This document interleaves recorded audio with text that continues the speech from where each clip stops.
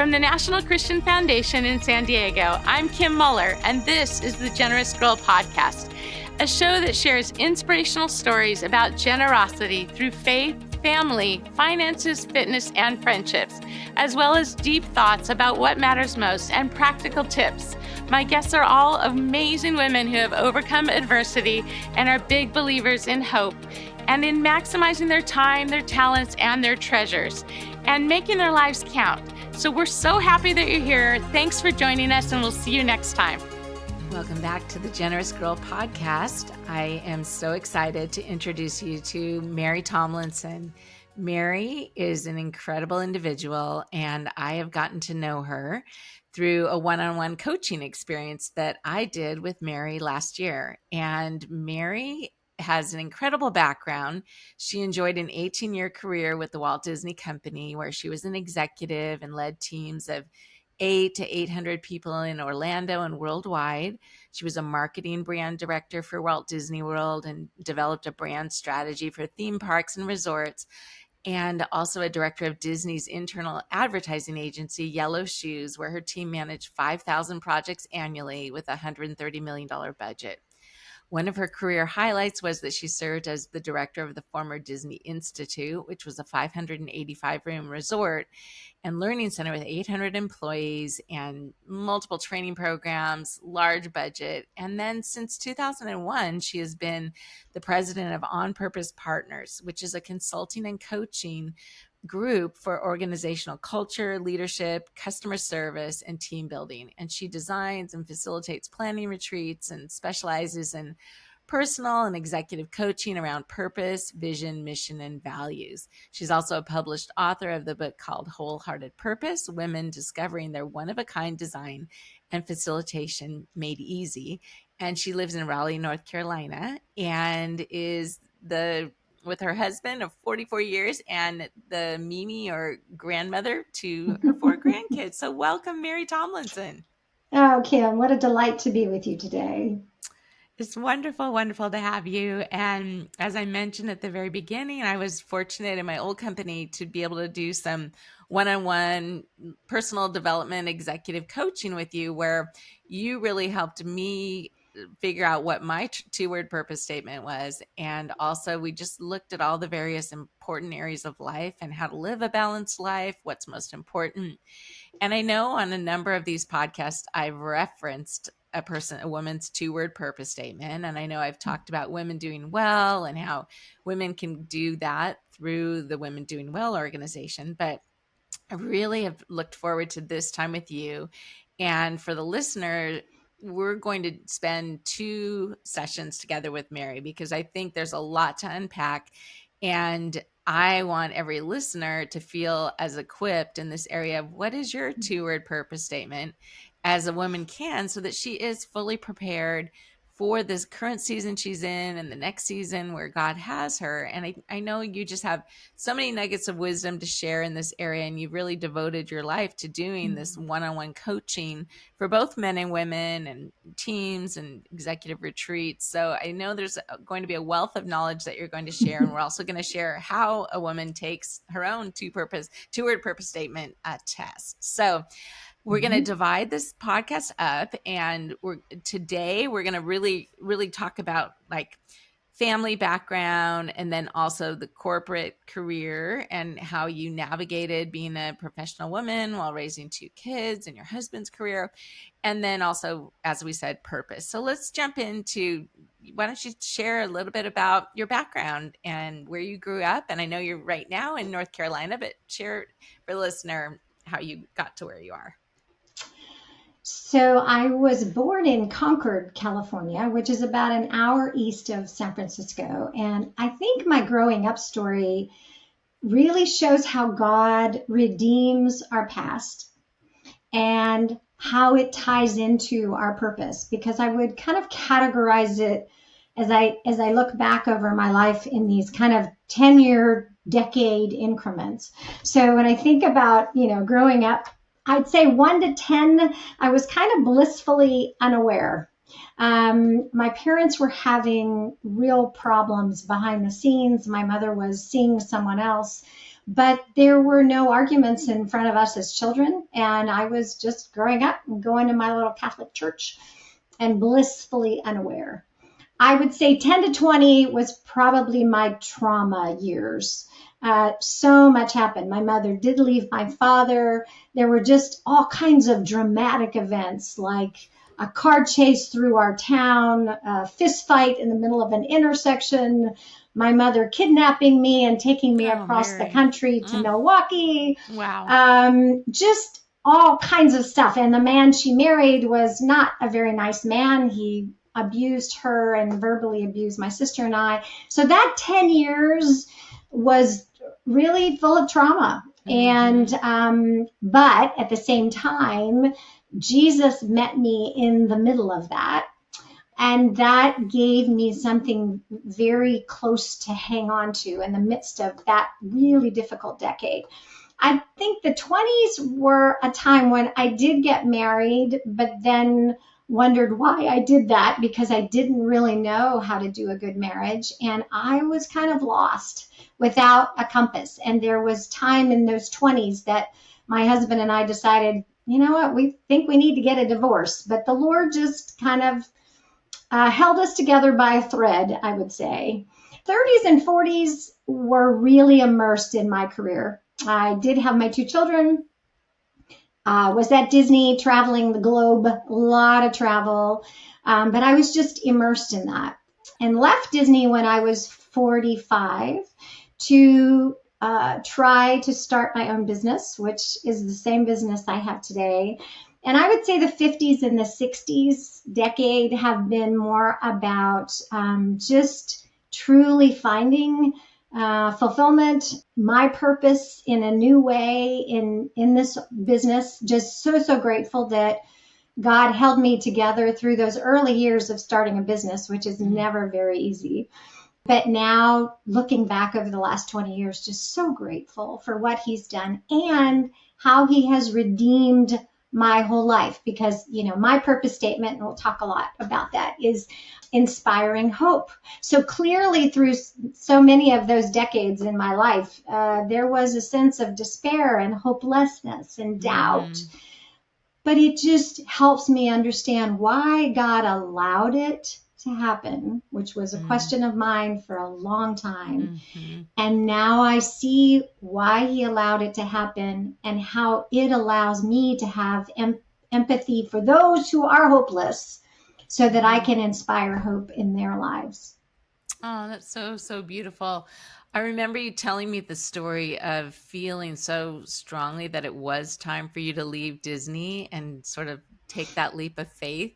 Why don't you share more about that story that took you into individual coaching? Yeah, I mean, I'd say I was probably ready to leave Disney about a year before I left. And I went to the Lord and just was really praying about it. And I just felt like he said, not yet. And I just thought, oh gosh, you know, it was just, I was so ready to leave. But I stayed. And a year later, the organization on a worldwide basis did a voluntary severance plan, whereas they sent letters to every salaried employee saying, if you want to leave, here's your severance. And there were different packages based on how long you had been there and your position within the company. And I just felt like when that came out, the Lord said, this is why I wanted you to wait. Now is the time. But I remember having conversations even with the Lord about, okay, so what am I going to do next? My kids are in high school and, you know, college is coming up. And the Lord just said, you know what? You don't need to know that right now. I really want you to take a step of faith without knowing what's next. And so that's what it required. So that took a while to really understand and decide what it was he called me to do, and then begin to build a business. And anyone who builds a business, you know, you're typically told it's going to take about 3 years. And that's not what you want to hear when you're starting a business. So that startup time was in reality true. And during that time, we went through all of our savings Mm. To which there were lots of discussions with the Lord about, that's my security. And he would Two say, kids in well, high but I school want to, heading to college. yes, he just said, I want to be your security. And whose money is it anyway? It's yours, Lord. So that season in my life, I came to a very deep and clear understanding how dependent I am on him and that all my money is his anyway. So it was a very hard lesson to learn, but one that I've carried with me over the last 20 years. And your husband was obviously very supportive of your choice to leave Disney and, break out on your own. He was. He was. He was a consultant at the time too. So both of us were like, we're like kind of up a creek and really dependent on God here, which is a good thing, but Which is it's where hard. he wants us, right? Yes. It's hard. Yes. Okay. Why don't you also, before we jump into more about the coaching business, talk a little bit to the listener who might be in the shoes of stay-at-home mom, feeling like, wow, this economy, things have gotten so expensive. I really need to go back to work. I don't know if I can without having the kids and the ages they are. Or maybe you're, talking to the professional who's been in the workforce the whole time and, took the breaks for the maternity leave, but maybe just I'd love to hear, because I haven't really had a guest on the podcast yet who's talked about just the balance of how challenging that can be when you feel called to your career and you're also called to being a great wife and mom. And would love to hear, now that you're kind of on the other side of that with your kids launched and having grandkids, any words of Yeah. wisdom you can share with the listener would be wonderful. Well, two things. One, probably, so my daughter turns 38 in a week. But when she was born, I had a lot of my church friends at the time, and this is a long time ago, who just assumed I would stay home. And I wasn't sure I was hardwired to do that. Mm-hmm. And so there was this feeling of tension with my, dearest Christian friends about, am I going to be a working mother or stay at home? And I felt tension at work as a Christian in a workplace. So there was almost these feelings of isolation, both at church and at work. Mm-hmm. And it took a lot of prayerful discernment to really say, okay, God, how have you made me? And how am I going to be the best mom? Because, I could have said, well, I'll stay at home and then been grumpy at home. Or for some women who would prefer to stay home, they'd be grumpy at work. Right. So exactly. I always advise that there are so many choices that we as women have, work full time, stay home full time, work part time. There's just so many options that we have to prayerfully discern what is best for us and how we can be the best and the most joyful mother. I'm grateful that my kids, who are now 38 and 36, are really nice people, that I didn't mess them up, because there was a real concern there for a while. But that whole season of my life, I met some other women who were struggling with the same thing in Orlando at the time. And we started an organization called J4 Leaders. And J4 is from Judges 4. And Judges 4 is where Deborah, who was the leader of Israel, led them successfully into battle. And our thought was, sometimes women were a bit marginalized in the Old Testament. So here was a working woman who was a very successful leader. Right. So that organization was developed to encourage working women. I always say you can love Jesus and love to work. Mm-hmm. And then when I moved to Raleigh 10 years ago, I was committed to try to find an organization like that or start one. And there wasn't one. So we started one. And the group is called Professional Christian Women, for the same purpose. So I have a real passion for the dynamic exactly as you described it. And where if we're not careful, we can kind of feel lose, that I'm not a good mother, or I'm not. And that's just not true. There's just individual hardwiring that's within us on how we can be the best person that God has designed us to be. Mm-hmm. So beautifully said. In my old company, Glue, where I used to work, they, had their mission statement of helping people be all they were born to be. And Mhm. I feel like that is each of our quest and our calling, to be all we were made to be. And yet it's never just this like straight through line, because Mm-mm. we all have all the variables that look different. Your variables in your world look different than mine. You have 2 kids. I have 4. You have 4 grandkids. I don't have grandkids yet.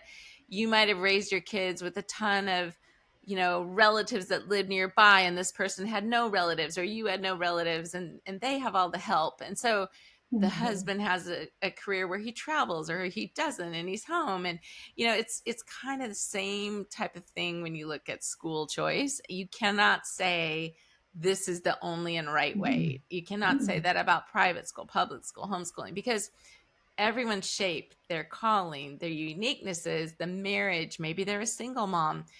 That whole picture package is unique to that family, that individual. And that's Yes. why it's such a challenge and such a quest to figure out individually before God the path he has for each of us to walk. And I Right. can't look to my left, I can't look to my right and Mm-mm. look and think, well, I should be doing that, because my circumstances, I might have a special needs child. There's Exactly. so many things that go Yeah. into the picture, and then all of us, as we're all running this same race. That's why it's so important that we don't try to compare with one another, Yes. compete with one another, but we're really Yes. there as encouragers of one another. I love how you started Yes. that organization in both places, because we definitely need each other to be Mm-hmm. each other's cheerleaders and not each other's judge or person Oh, who makes them feel worse or lonely yeah. or unseen. So again, that I love how you said it. And now let's transition more into this whole coaching part of the Mm-hmm. conversation, because what you just shared is you struggled with knowing how you were created, and having the 2 children and figuring out, do I navigate my full-time career or not, has Mm-hmm. led you into the different decades to be able to look back also and see how God used that time and refine your purpose of inspiring hope. So tell the listener more about, you're in the corporate world managing all those people, millions of dollars of budgets, and then you transition more into a coaching with one-on-one women or men, and just let's unpack that for a while, because I think that's super valuable. Mm-hmm. So when I left Disney, so again, Lord says, take the step of faith. So I spent, several months being very reflective of what are the types of things that I would jump out of bed to do in the morning. And it was so funny because I met with a lot of people who had started their own businesses, because I thought, well, they must know what they're doing. So I would go to these breakfasts or lunches or coffees with people. And so many of them, this goes back to knowing your own DNA. So many of them would say, okay, here's what you need to do. You need to pick one thing that you will be known for and one industry that you will be known in. So, for example, you come from Disney. So, how about if you specialize in customer service in healthcare? And their advice was really good and valid. And I would leave those events going, I would die. That's not how I'm made. I Right. love customer service. I love leadership. I love team building. I love personal coaching. I love executive coaching. So I had to, once again, to thine own self be true, know who God made me to be and dig into the areas that brought me great joy and start to create what are the things I really want to do in this new business that I'm creating. And as a part of that, I met Kevin McCarthy, who wrote The On Purpose Person and The On Purpose Business, read his books, felt very aligned with the concept and the philosophies of both of those books. And partly because The on purpose person is all about, as you said, knowing your 2-word purpose statement, your vision, your missions, your values, and what's most important to you right now, which when I was managing people at Disney, when you have a large staff of people, you probably know this, there's always someone in your office just kind of struggling, saying, I just don't feel like this is a good fit for me. So you do a lot of work around that. So even though I didn't have his words to define it, that's what I was doing with the individuals. On the business side, when I joined Disney, they had just opened Epcot and weren't quite sure what to do with it.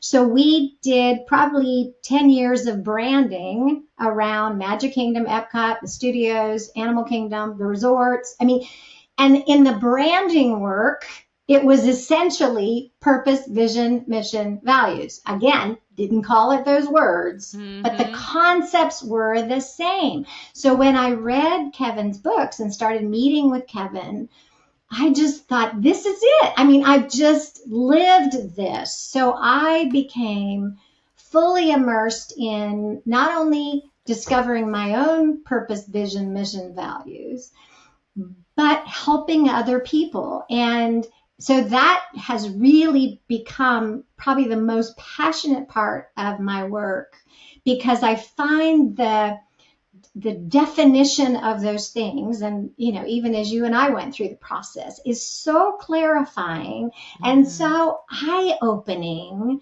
of, wow, God, you made me unique. You talked about the importance of not comparing ourselves with others and how damaging that can be. So the anecdote to that is knowing who God made me to be, and then just being that very best that I can be, and allowing everybody else to be their very best, and not wishing I was like somebody else. I've heard it said often the D words, like damaging, depressing, defeating. So many of those words start with D, and we can just kind of spiral downwards when we allow our mind and our focus to get off of the truth. And I do have a couple of Kevin's books right here in case anyone's watching on YouTube. We have the On Purpose Person, and then we have this book, the workbook On Purpose Peace. Yes. And the tournament idea, when I went through that with you, was so helpful because, I've always envisioned life as the Trivial Pursuit little circle of pie, and how we have, just the different pieces of pie for the balanced life. So you might have the physical or social or spiritual. And that's pretty much what you do in your one-on-one coaching. You'll take each of those areas and let's do the physical side, with when we think of like one of the pillars of the Generous Girl podcast is fitness. So if we were to look at that, and you think of like the NCAA tournament that takes us down to the Final Four and then the ultimate winner, we start in fitness with the 16 areas within fitness. So maybe I put, to be fit, I need to drink, a gallon of water, or however much water a day, or I need to lift weights, or I want to do like spin, or I want to do a walk, or eat protein. So all the things that are a part of fitness. And then, not that any are less important than the other, but you're trying to help the person really see that, at the end of the day, all 16 of those things, like if I'm not drinking enough water, that's really the problem. We end up with water as the key thing to focus on, because your brain also can't keep 16 things for fitness, 16 things for spiritual, etc. So you help people really, target what is most important, and then to take all those areas of the pie and really think of, at this season of your life, what are you focused on. And I love that you're so positive. And I know you shared, your 20s to your 30s were like as characterized as trauma.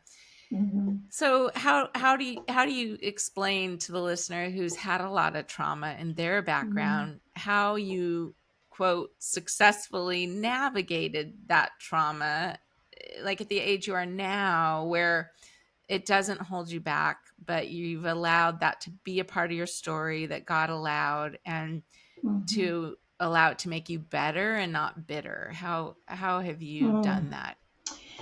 Well, I mean, in many ways, it's taking one step at a time.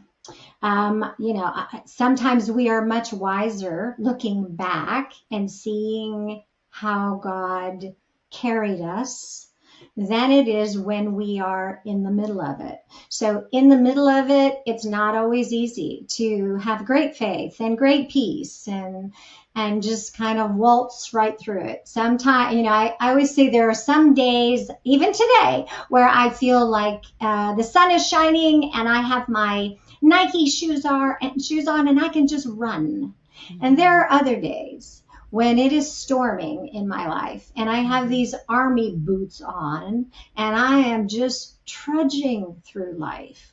I think we have to have grace for the seasons that we are in. But one of the things I think is really important is that whatever season I'm in now, it's not forever. I mean, every season will change. God is faithful. There's a saying that I love that says, when you don't understand, when you can't see his hand, trust his heart. So it is just getting through sometimes the real trauma, difficult times, one day at a time. I had one woman who lost her husband who had, I think it was 4 or 5 children, say to me, you know what, Mary, it's not even one day at a time. It's one breath at a time. That's all I can do right now. And that's okay. So I think there is a point of saying, okay, what I'm in right now is really hard. I love the Psalms because there were some hard times for David. And David was very honest with how he felt. And God can take it. But we have to keep trusting that somehow we're going to get through this. And someday we're going to be able to look back and see that God was there and God carried us. It was interesting, before Bill and I were married, after all this trauma in my teens, the priest who was going to marry us said to me, before I do your marriage, I want to do a healing of memories with you. And I said, okay, what's that look like? And he said, okay, I want you to think back to some of the most devastating moments in your life. And so I remember sitting on my bed when I was probably 11 years old, the day my mother and my sister left, just full of despair, sobbing. He said, I want you to picture yourself there. And I said, I can see myself there. And he said, I want you now to picture yourself there with Jesus sitting beside you. His arm is around you.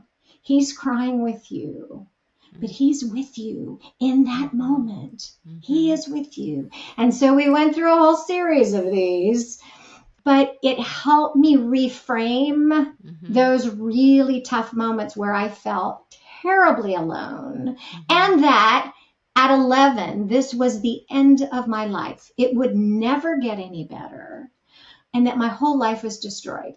And so it just helps us reframe one step at a time, and that this isn't going to be forever, and that God is good. And you just get through it. And it's only, I think, sometimes in the reflecting back over our lives when we see how faithful God has been.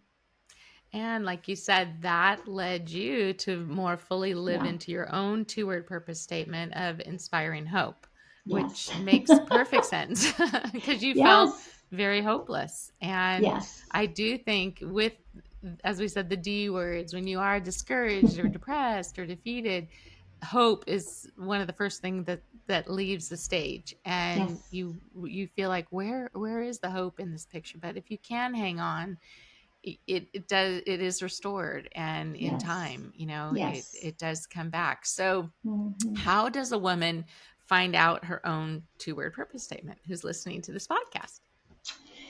So there's some things. So there is a wonderful assessment that I'll give you the website to in just a minute for you to kind of determine your purpose statement. But I want to give 3 things to think about before you go there. And just to be really thoughtful and prayerful about it. The first one is, what has always been true about you? So Psalm 139 says that God knit us together in our mother's womb. So he had a design for us in the womb, and purpose is permanent. It does not change over our lifetime. How we live it out can change, but the purpose of our life as God knit us together is permanent. So the first question is to think about what has always been true about you. So either reflecting on it yourself, or if you think about, if someone were to ask friends or family of yours, what has always been true about them? What are the words that come to mind? We're just kind of thinking about over time, what's always been true about me. The second one, it also kind of, as you look back, is thinking about those moments when at whatever age and whatever you were doing, but in that moment, you had all kinds of energy. You could do it all day long. People would say, you do that so well. And you'd say, I don't know, it just comes naturally. So that's kind of when we're living our purpose or design, it's just exactly what it needs to be. So that's the second thing to think about. The third thing to think about is as we go through our life and we think about what we most want for other people.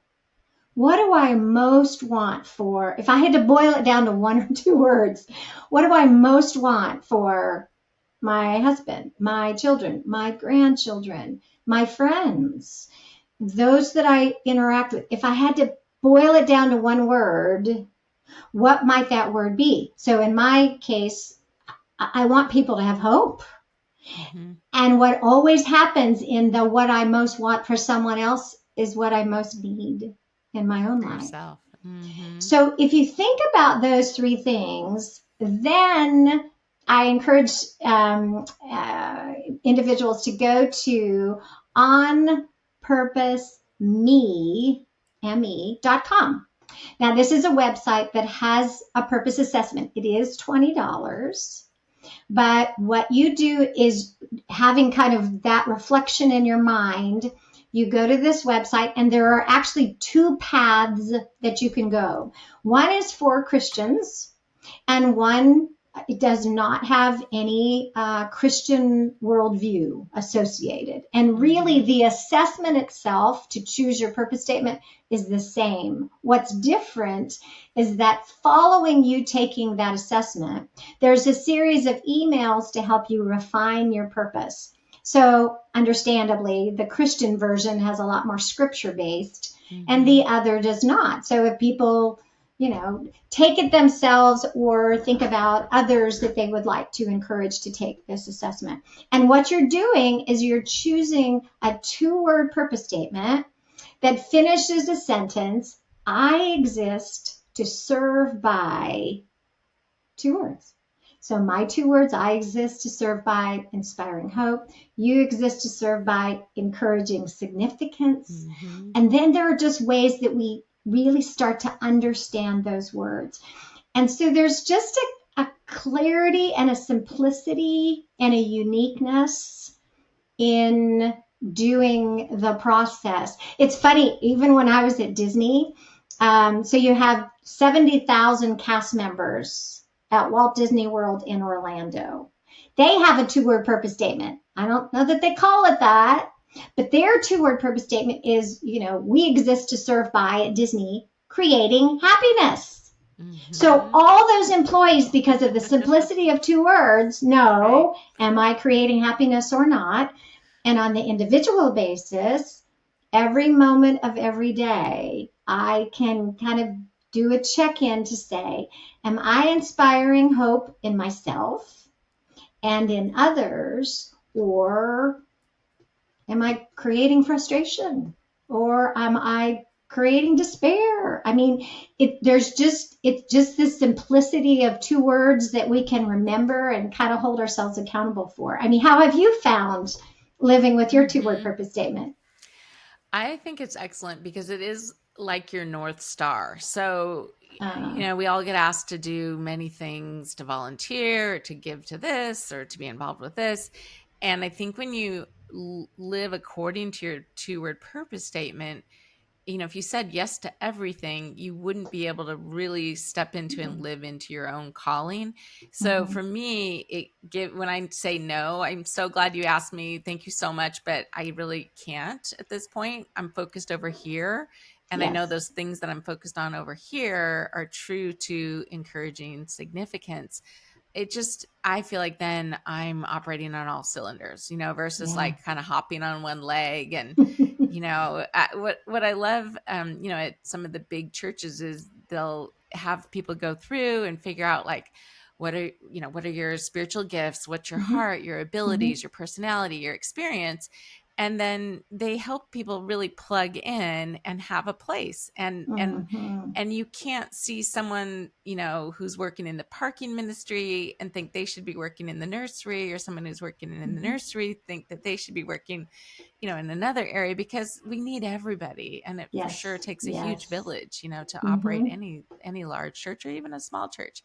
So I think it provides clarity. And I know initially we thought my 2-word purpose statement was inspiring hope, but when we figured out, like, encouraging significance for me resonated so much more, because I have enjoyed doing small groups with like 6 women, discipleship groups. And the whole purpose of those groups has been spend 6 months together and meet twice a month, but then launch and help those women step into their calling. And I feel like that really is encouraging the significance of who they were made to be.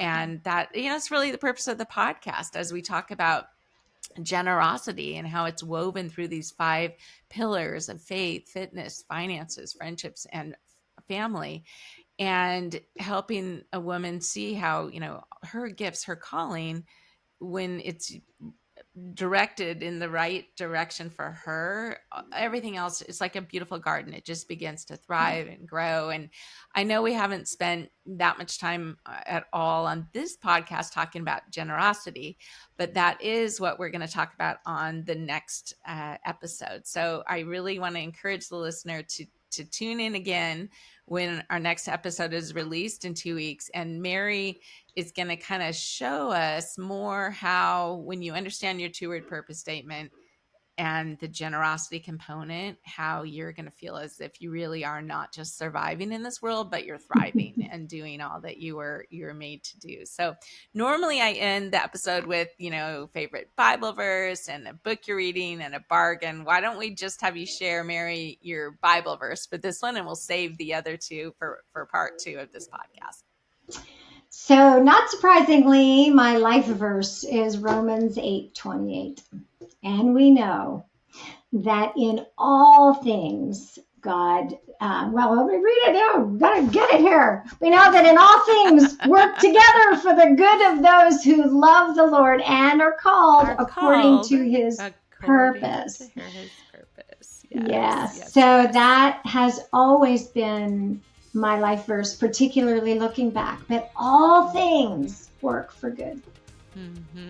Oh, that's so beautiful. Well, thank you for being here today. And I do encourage everyone listening to go to the onpurposeme.com website, and we will have that in the show notes.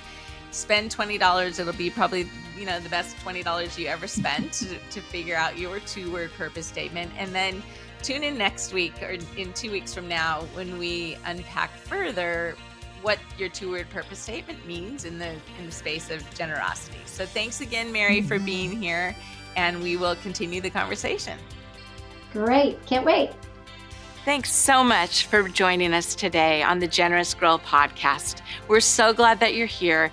And if you know of someone that you think needs to be a guest on this podcast, please reach out to us. New episodes are released every other week, and you can follow us on YouTube and on all platforms. Thanks for being here, and we'll see you next time.